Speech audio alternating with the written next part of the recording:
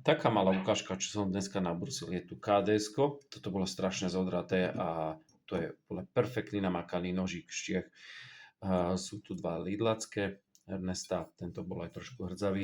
Toto by malo stáť 80 eur, že to je nejaký armádny nož. No, mne sa osobne nepáči kvalitou, jak je spracovaný, ale táto pilka tomu nechápem. S tým by som akurát tak šupiny z rýb orezával a tento je úplne perfektný.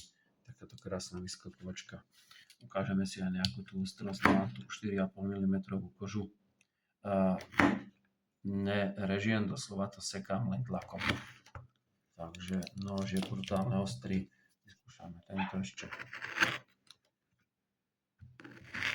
Toto nech si Vlado vyskúša spraviť na nožíku, čo má doma nabrúsený, alebo nenabrúsený 4,5 mm koža. Jednoducho ide jak do masla. A sem tam sa ma niekto pýta, že na čom to brúsim, tak znova mám tu takéto diamantíky. Potom to zaleštím na koži. Tu mám Zika. Áno, robím záverečné leštenie. Tak to sa leští jednoducho výsledné ostrie. Že lady, áno, ty malý pes, ty si rád, že od teba zakopne, že malý veľko. A tu mi preletel papagaj.